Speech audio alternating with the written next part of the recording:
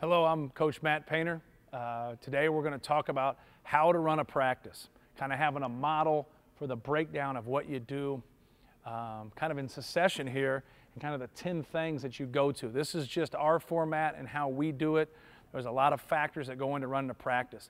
This really is a setup for an early season practice. As you start to get into your season, you get about a month into your season, you really become specific towards your opponent. Obviously, there are some core things that you're going to consistently do, but your practice you start to taper in terms of having a practice for 2.5, maybe 3 hours, and then after a month, it cuts down about a half an hour. The next month, another half an hour, and then when you really get into the teeth of things in a college season in February, you're really only practicing about 45 minutes to an hour and 15 minutes, and just focusing on their opponent, getting a lot of shooting in.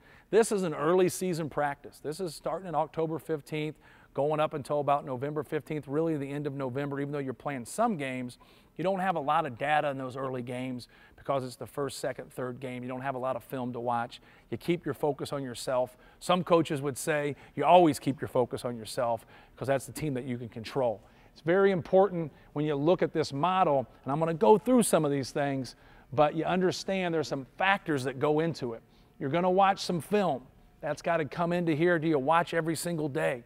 How do you teach? Do you individually teach with film? Do you teach as a whole with your team? Probably going to do a little bit of both. Really helps a kid be an individual and being one-on-one and picking out some things, especially some of that constructive criticism, not being around the other guys. Your emphasis. A lot of coaches have an emphasis of the day. You should have an emphasis every day that's the same. Sure, there should be some things that switch up a little bit, but the emphasis is very, very important. You can't emphasize everything. So have your focal point, who you are, what you want them to get done every single day. Then I'm going to get to this right here and the practice, the flow. The flow of practice is very, very important. What you see here is extra shooting to start with. All good players, they shoot extra. The guys that don't get better, the guys that don't improve, they look at it as torture. They're going to get you beat. They're not going to be those guys. You got to get those guys to enjoy it. A lot of times that's difficult. Either you do enjoy it or you don't. And then stretching. The stretching is going to be 20 minutes for us. So the guys that don't shoot at all, that's 20 minutes. Those other guys, we like for them to come in and get about 20 minutes early of shooting. Then we're going to get into a fast break drill and get loose. I think you got to have a balance of half court and fast break stuff, and I think I'll show that here. We go 10 minutes in that fast break drill, got about 5 different drills we do. We mix it up. We do each one of them about once a week, but we're really focusing it on catching the ball with 2 hands, jump stops, and talking. Always got to talk in the game of basketball. Just erases mistakes. It prevents mistakes. You've got to get your guys in that mode where they're calling names, catching the basketball, they're under control, keeping it simple. Then we go to a defensive breakdown, very important segments. We go 2 ends of the court. We break down, we go for 7.5 minutes, we switch it. Just trying to get our guys to understand our defensive concepts and always drilling that in. When we get into play, especially conference play, we're really getting on the staple of our opponent here.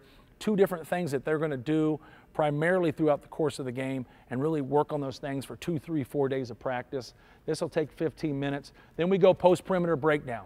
Normally it's about half offense, half defense, working on your skill and improvement, working on some defensive things. The ball screen, such a big deal now in basketball period, whether that's high school, college, or pro. So defending the ball screen action, we almost always do something with ball screen D here and in post D here with big guys. With our guards, we're always doing something guarding the basketball and guarding away from the basketball. It always mixes up, but still the same philosophy. And then we're getting in about 10 minutes normally with us because we run motion, a lot of motion shooting, a lot of playing out of motion and having that breakdown.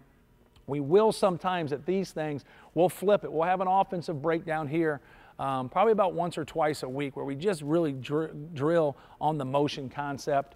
But when we get here, after we go post-perimeter breakdown, we get into rebound work, into transition motion.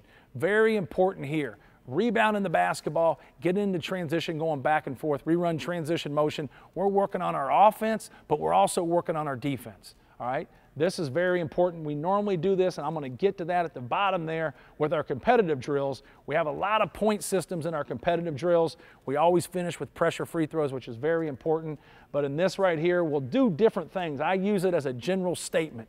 Rebound work into transition motion, but we'll do a lot of different things in there in terms of a competitive drill to try to help our guys, but really working on our technique of rebounding and getting the basketball and doing things with two hands.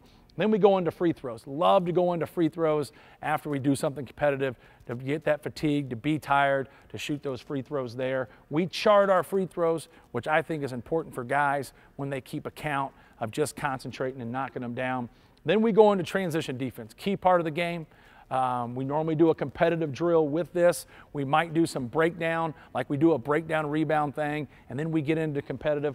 We'll do a breakdown in terms of transition defense. Right here, we have a handful of different things that we do. Sometimes we'll just do a 2-on-2 thing, just working on the fundamentals of what you're supposed to do, how you're supposed to run. Obviously, communicating is so important here in transition defense while you're trying to get back.